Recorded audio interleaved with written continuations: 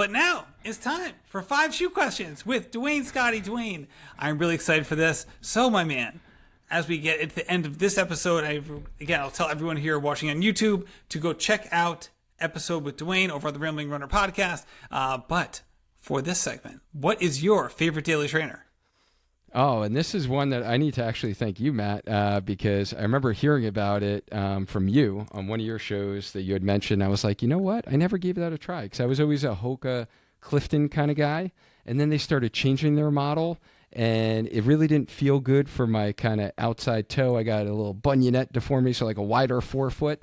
And it just wasn't feeling right. But it is definitely the Mach 5.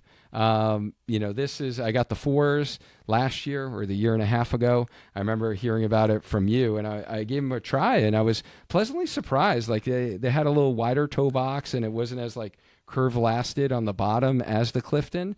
And so this has been my daily trainer and even my long run shoe all throughout like marathon training last year.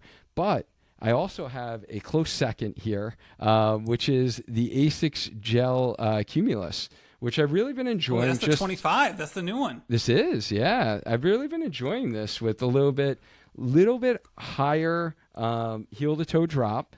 I've been trying to stay around, the 4 or 5, and I wanted to switch things up a little bit, add a little variability. And so I've been giving this a whirl. I've been took it for about probably 7 to 8 runs now. And I like it. I like it on certain days, but I'm going to vary, both of these in the rotation. And yeah, I've been pleasantly surprised because honestly, I've never actually run in an Asics before, because I remember when I thought about it 8 or 10 years ago, the heel drops were like really high, and the forefoot wasn't as wide. So this, is a wider forefoot, and I got like a narrow heel. So this fits me pretty good. I love that. Yeah, I agree with the Hoka Mach 5 is definitely much wider than the Mach 4. I'm sorry, the Hoka, the 5 is way wider than the 4. I had both, and I have a very narrow foot. And the 4, I didn't have to scrunch it down at all. I was like, there's no way someone with a wide foot would be comfortable in this shoe. And they definitely went to the other end of the range with the 5. It's still fine for me. It's a great long run shoe because it is super light, and it has like a nice little bounce to it. I had the Cumulus 22. Yeah, I had the Cumulus 22, which I was a big fan of. They definitely upped the stack in the forefoot, which is nice in this new model. But I want to give that a try because there are definitely some Asics, and for me, I haven't tried that one, but there's definitely some that have like a pretty voluminous forefoot. Not even from a width perspective, but from a height perspective too. Like I've seen some, like as someone whose foot comes down like a spear, like a voluminous forefoot isn't always the best for me in particular. But I remember like the Evo Ride 1 had a really wide forefoot, not wide, but like it was tall, right? So when I laced it, it would pucker. But for other people, they're like, this is probably great if you have kind of a not beefier, but like a thicker forefoot would be a better better way to describe it. Yeah. All right. How about race day? So race day, I'm going to have to go with the Saucony Endorphin Pro. So these were actually the 2s that I used for all my half marathons last season and my marathon. And, for me, coming from, the first carbon plated shoe I did was the Hoka model, their first original one. And this was like a huge step up from that. So this I really, really enjoyed for last year's races. But maybe we'll talk about the new one that I have a little bit later. Oh, okay. There we go. So did you run your marathon in that shoe? I did. Oh, okay. Yeah. How was it? Was it soft enough for you? Yeah. I didn't have any issues at all. Yeah, using the shoe. That's good to know, because I know that in the Pro 3, they softened up the midsole a little bit than the Pro 2. I know they had some people, like my friend Kafuzi, was always saying that the Pro 2 was his like favorite 5K shoe, because he found it to be like really snappy, and he loved it for that. I think he's like a 5K PR in it and things like that. So that's good to know. All right, let's go back in time a little bit. Duane, what was the first running shoe that you ever really loved? Wow. So the first running shoe that I ever loved was probably the New Balance. I think it was 1080s. Yes. I'll have to say that was the first. That was like what I wore at the beginning of my running journey.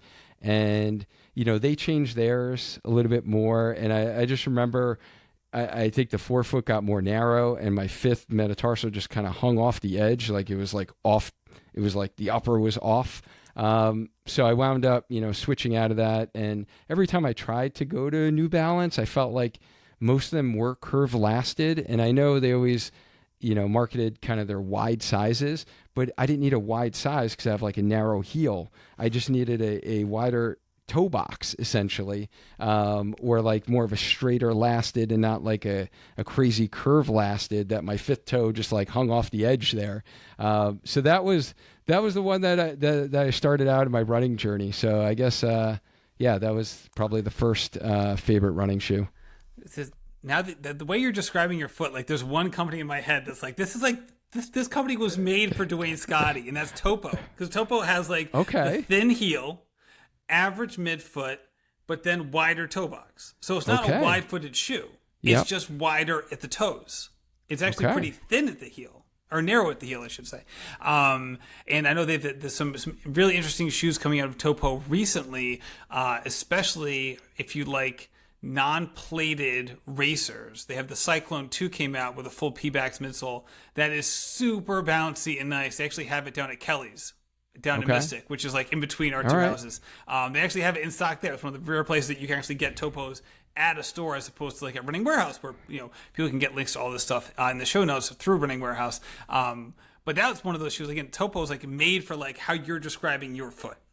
Right. Yeah. No. Well, I haven't tried them, so now I am going to try them, Matt. You gave me like the idea with the mock, so yeah, I'm gonna have to listen to your recommendation. and I know this for sure because I actually tried Topos, and I was like, the forefoot's just too wide for me, which means it's probably really good for other people because for me, like, just didn't quite fit. But I do want to give the Cyclone 2 a try. Actually, I almost bought the Cyclone 2 weeks ago, but they didn't have it in my size over at Kelly's. All right, let's do. I'm trying to think. The next one on the list. Oh.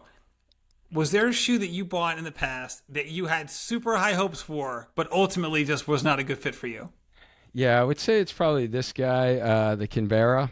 And I haven't that's the Kinvara 13 for people who are on the podcast. Yeah, I haven't even, tried to run in this one. I just had to get it because it was like spark colors and I can, kick around and, walk around in these things. I just love the color. But the previous model, I really tried to like make them more of like a threshold kind of shoe, a little bit lighter weight. I wanted a little lower heel to toe drop. I've been working on my intrinsic foot muscle strengthening and, really building up my resilience in my Achilles tendon with some good strengthening exercises. And I wanted the shoe to work, but for some reason, it's weird. Like on the push off, I feel like it's not smooth. Like the roll over is just not smooth. It almost feels like I get space in weird spots in the shoe. And I tried it like many times. And for some reason for running, like I said, walking around, things like that, I love them because they are a little bit of a lower heel drop. But unfortunately for running, they just didn't work for me. Oh, that's too bad. Well, you gave it a chance. At least you can still wear it just walking around. So it still has some utility for you. All right, last question of the day. Also, do you mind if I mention? Let's do it. Because the one that I would love to be able to run in are some ultras eventually. Oh, okay. And the reason I haven't, like, these are great. The provisions that have some cushioning. If for those that are like standing for long periods of time on their feet, like I also teach in like physical therapy lab setting where it's like, concrete floors and I'm like on my feet all day walking around, but you have the zero drop and you have nice wide toe box where your toes can splay out. You can use your foot muscles and engage them. I just haven't given these a shot on the run yet just because I want a little bit more Achilles strength. So I make sure that I don't get Achilles pain when I'm running, but hopefully one day I'll be able to like run in one of my ultras. I love strength training in my Escalantes, just that's a little bit lower to the ground, but hopefully one day. Yeah, absolutely. I don't know if the Torin 7 came out yesterday. I don't know if that one is still a zero heel drop. I know Ultra was bought by a new company. They've made some changes to a lot of their footwear in terms of like the sizing and everything, in terms of widths and stuff like that. So we'll have to see if they stay with zero drop exclusively or if they like Topo will have like some offerings. Some Topos have a 5, some Topos have a 0. You just have to kind of see which one I should say works best for you. All right, last one, Duane. If money was no object, which shoe would you choose for 2023? Hey, man, I bought it. Hey, there it is. The Endorphin Elite. Saucony's Endorphin Elite. Yeah, I had to try it. I was just too intrigued. And like I said, I really enjoyed the Endorphin Pro last year. And it was, hey, am I going to get the 3 this year for, my race season? Or, hey, they got these Elites now. So I was, toying between the 2 of them. And I pulled the trigger and went with the Elites. And actually, I want to be giving these, my first race actually tomorrow is my goal, spring half marathon race. So I'm going to give them a whirl, and if all goes well, then I'll be trying these for my fall marathon as well. Duane, all right. This would be exciting. I can't wait to hear how you do, how they do, and all the details therein. So, Duane, thank you so much for coming on the show. If you're watching this on YouTube, go check out Duane's podcast over on the Rambling Runner podcast. Duane, thank you so much for coming on, my man. Yeah, thank you, Matt. Always great catching up.